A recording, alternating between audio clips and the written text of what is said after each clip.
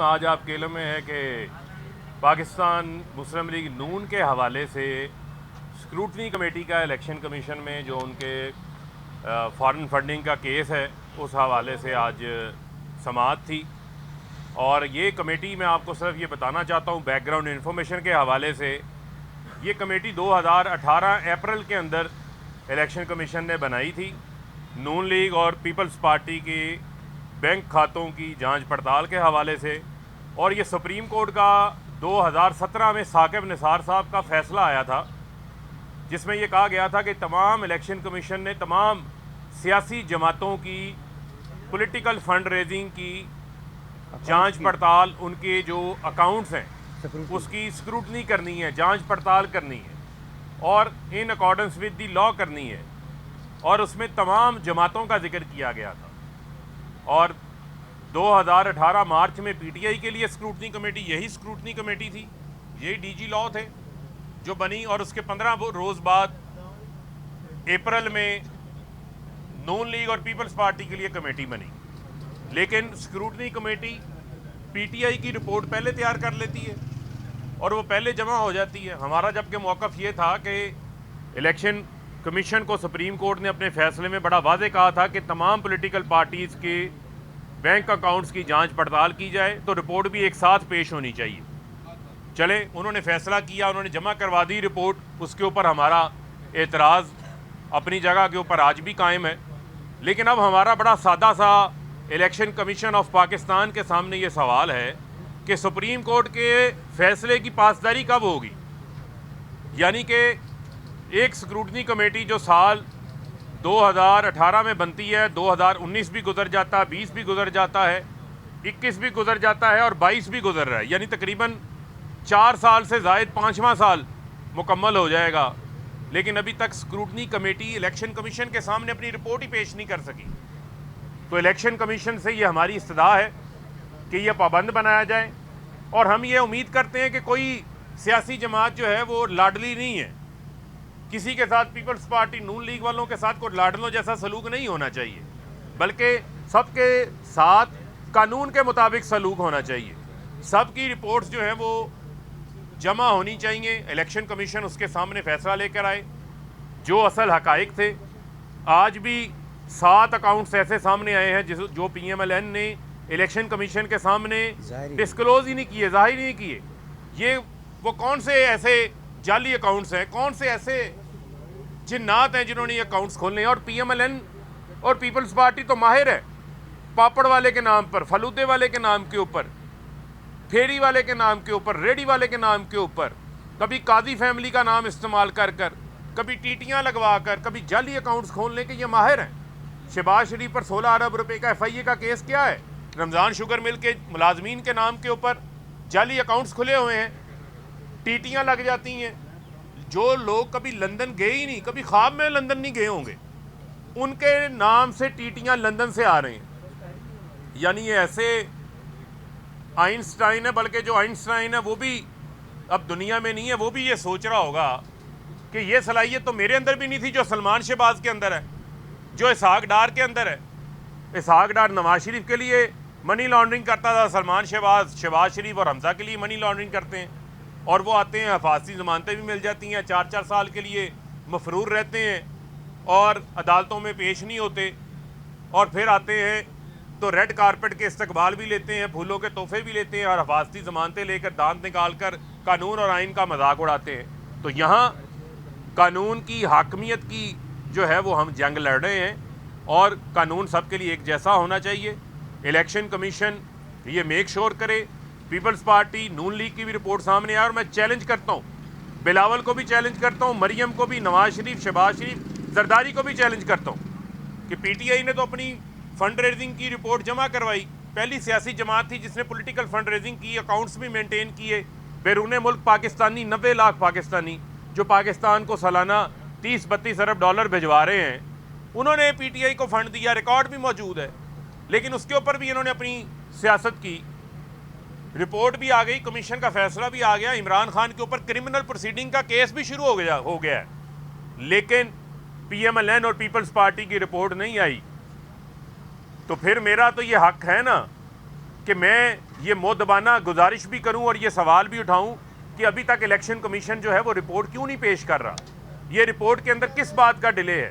کیوں عوام کے سامنے یہ حقائق نہیں آ رہے تاکہ پتہ چلے کہ یہ پی ایم ایل این کے اکاؤنٹس کس منی لانڈرنگ میں استعمال ہوئے، کہاں سے پیسہ آیا؟ یہ لندن میں یو کے لمیٹڈ کمپنی جو نون لیگ کی بنی ہوئی ہے، جو پیپلز پارٹی کی پی پی پی ایل ایل سی بنی ہوئی ہے، یہ جو پیمنٹس ہوتی رہی ہیں وہاں پر بیٹھ کر مارک سیگل کو لندن کے امریکہ کے اندر، وہ کہاں سے ہوتی نہیں ہیں؟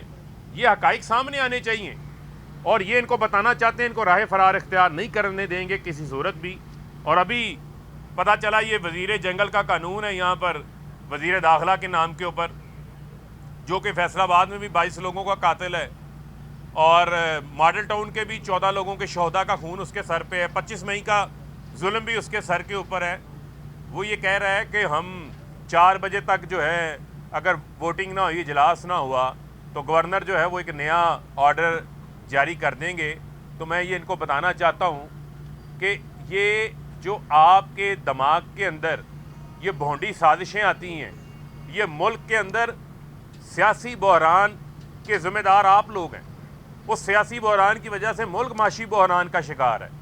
8 مہینے میں آپ لوگوں نے اپنے این آر او لے لیے، آپ لوگوں نے اپنی چوریاں معاف کروا لی، کیسز معاف کروا لیے، اور آج آپ لوگ دانت نکال رہے ہیں۔ غریب آدمی کا چولہا ٹھنڈا پڑا ہوا ہے، 50 سالہ مہنگائی کے ریکارڈ ٹوٹ گئے ہیں، 20 لاکھ ٹیکسٹائل کے مزدور بے روزگار ہو گئے ہیں، 7.5 لاکھ لوگ ملک سے باہر چلے گئے ہیں، بجلی مہنگی کرنے کی بات کر رہے ہیں، کبھی کہتے ہیں جی ریسٹورنٹس 8 بجے بند کر دیں، شادی ہال 8 بجے بند کر دیں، کل کو لوگوں کو کہیں گے سانس لینا بند کر دیں۔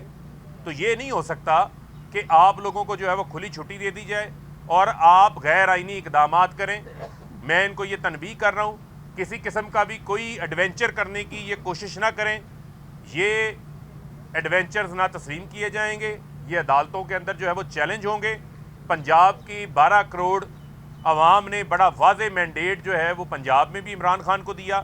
رجیم چینج سازش آپ کی پاکستان میں جو ہوئی، اس کا فائدہ لوگوں کو پتہ چل گیا، چوریاں معاف کرا کے این آر او 2 لے کے یہ ساری پی ڈی ایم کو ہو گیا، نقصان عوام کا ہوا، پاکستان کا ہوا، اور اب آپ کو مزید ملک کا جو ہے وہ نقصان نہیں کرنے دیں گے۔ اور میں یہ ان کو خبردار کر رہا ہوں، کسی قسم کا بھی کوئی غیر آئینی اجلاس گورنر طلب نہیں کر سکتا جب تک پنجاب اسمبلی کا اجلاس چل رہا ہو۔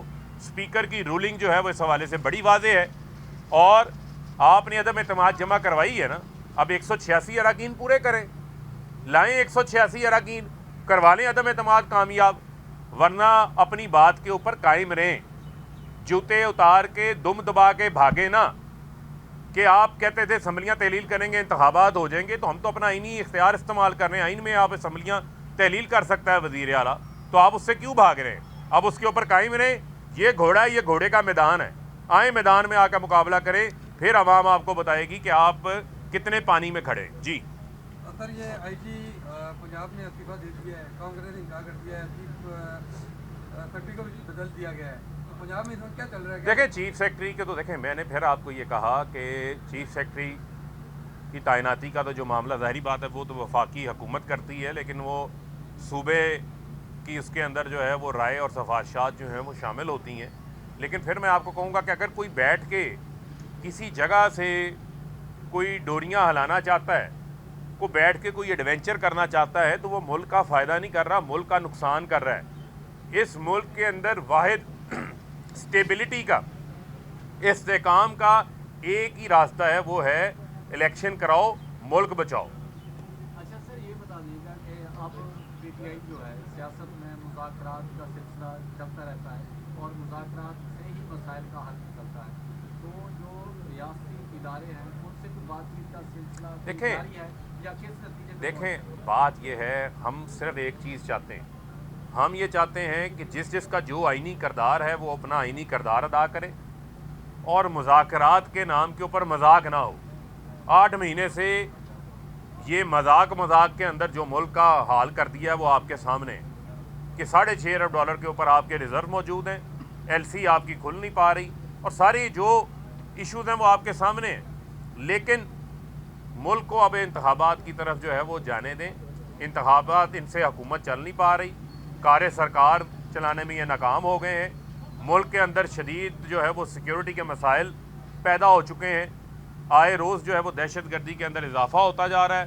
ہماری حکومت تھی افغانستان کے ساتھ معاملات جو ہے وہ بالکل ٹھیک ہو گئے تھے وہاں سے انخلا کے بعد بھی, کیونکہ ہم اس کے اوپر توجہ دے رہے تھے. نہ ان کی معیشت پہ توجہ ہے, نہ ان کی بارڈرز کے اوپر ٹینشنز کے اوپر کوئی توجہ ہے. ایک ہی توجہ ہے عمران خان کو نااہل کیسے کرنا ہے, عمران خان کی جو ہے وہ کردار کشی کیسے کرنی ہے. ایک ہی ان کی کوشش ہے کہ عمران خان سے حکومتیں کیسے چھیننی ہیں, عوام کو ریلیف نہیں دینا. اور ایک ہی سب سے بہترین فیورٹ توجہ یہ ہے کہ NRO2 لے کے اپنی چوریاں جو ہے وہ معاف کروائیں. اب اس کے اوپر اگر کوئی آنکھیں بند کرنا چاہتا ہے تو پھر عوام اس سے سوال تو پوچھے گی. اور حبیب صاحب 10 سال کے PTI میں پاکستان تحریک انصاف کی حکومت رہی ہے اور وہاں پہ سیکورٹی کے بہترین مسائل ہیں.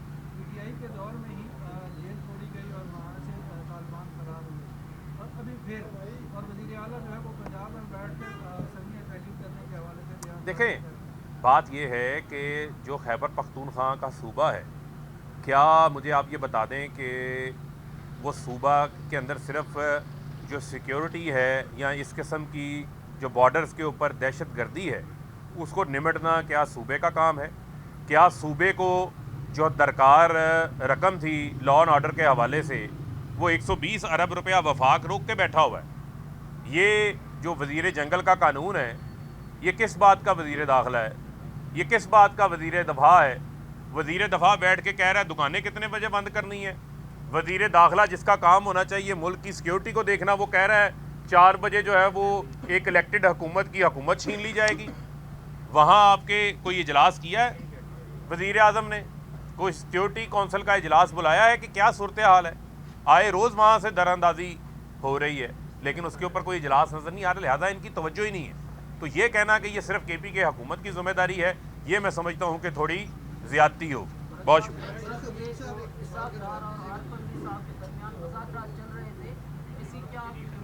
دیکھیں ہماری بڑی واضح ڈیمانڈ ہے, وہ ہے انتخابات انتخابات انتخابات.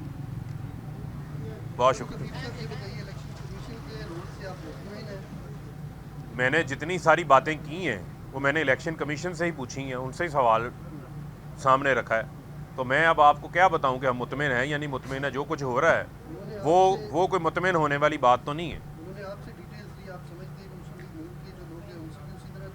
دیکھیں تفصیل میں آپ کو یہ کہہ رہا ہوں کہ اب تفصیلات کتنی دیر ہم تفصیلات مانگتے جائیں گے, 5 سال گزر گئے ہیں.